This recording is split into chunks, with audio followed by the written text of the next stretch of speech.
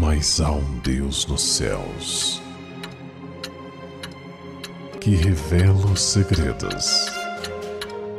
Ele revelou o que vai acontecer no fim dos dias.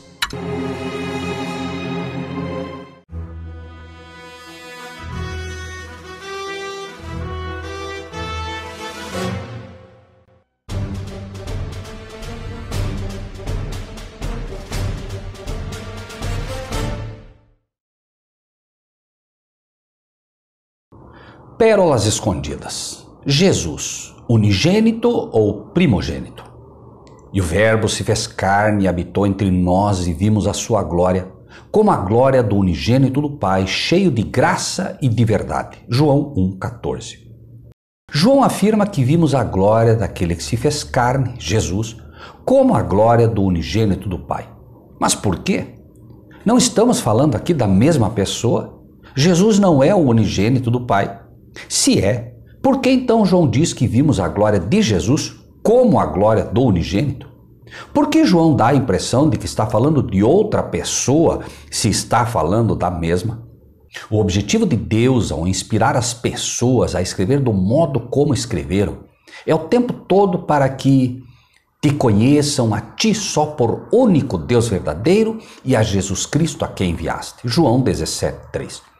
A vida eterna está condicionada ao conhecimento do verdadeiro Deus e de seu Filho, já que muitos deuses são apresentados ao mundo. Fala-se de Cristo e de Deus, mas o conhecimento que se tem deles é muito superficial e isto gera muita confusão. Não se pode amar a um Deus que não se conhece. E não se pode conhecer a Deus se não o conhecermos em seu Filho, já que em Cristo é que vemos o Pai, e unicamente desta forma podemos realmente vê-lo. Quem vê a mim, vê ao Pai, disse ele. Então, por favor, preste atenção nisto. Cristo, o Filho de Deus, unicamente divino, antes de vir ao mundo era apenas o unigênito, único gerado, sem igual. Não haverá nunca mais outro como ele. Este ser tinha a aparência de um Deus, posto que Filho de Deus trazia a forma de seu Pai. Lembre-se, Cristo, único gerado. Quando Nabucodonosor jogou os 3 hebreus na fornalha, um quarto ser apareceu. E o que disse Nabucodonosor ao ver este quarto ser? Respondeu: Eu, porém, vejo 4 homens que andam dentro do fogo sem sofrer nenhum dano. E o aspecto do quarto é semelhante ao Filho de Deus. Daniel 3,25. Como poderia um homem idólatra reconhecer que ali estava um ser que era semelhante ao Filho de Deus? Somente pela aparência, pela forma que tinha. Porém, passa o tempo. Cristo irá cumprir o propósito de morrer pelo ser humano. E o que acontece então? E não a conheceu até que deu à luz seu filho, o primogênito, e pôs-lhe por nome Jesus. Mateus 1,25. E da parte de Jesus Cristo, que é a fiel testemunha, o primogênito dentre os mortos e o príncipe dos reis da terra. Jesus é o primogênito, Cristo é o unigênito. A mesma pessoa, porém com forma, título e ocupações diferentes.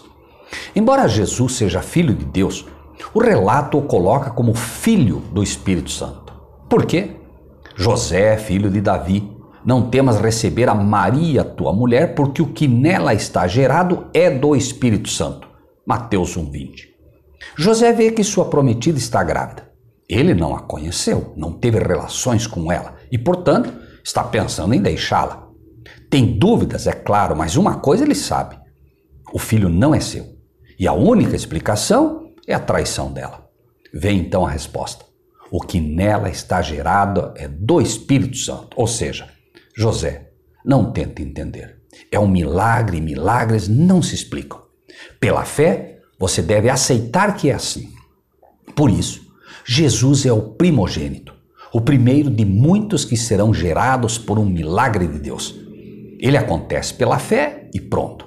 Aceitamos ou não? Entender isso é ver o sacrifício de Cristo de uma forma muito maior, muito mais profunda. Entender que aquele que era o unigênito, único gerado, somente divino, com a forma e aparência de um Deus, abriu mão para sempre desta forma somente divina, carregando por toda a eternidade uma forma humana, onde aqui foi visto sem parecer nem formosura.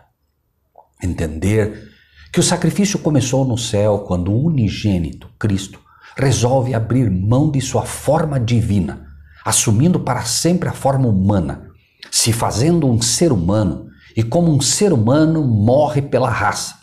É entender que de todas as raças criadas por Deus, mundos e galáxias, bilhões de seres criados, apenas uma e somente uma estará ligada ao Pai e ao Filho por laços eternos de sangue. Este entendimento reveste de um brilho maravilhoso a afirmação de que, onde abundou o pecado, superabundou a graça.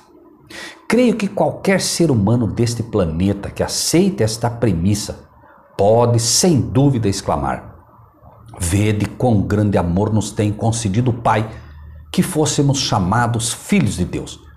Por isso o mundo não nos conhece, porque não o conhece a Ele. 1 João 3:1. Assim como em Jesus, o primogênito, aquele em quem não havia parecer nem formosura quanto à forma, foi vista a glória do unigênito, também em nós, a verdadeira beleza de um caráter de amor e de bondade pode ser vista ao estarmos em Cristo Jesus e Ele em nós. Assim iremos revelar ao mundo que de fato somos filhos de Deus. Pense nisso e que Deus seja contigo.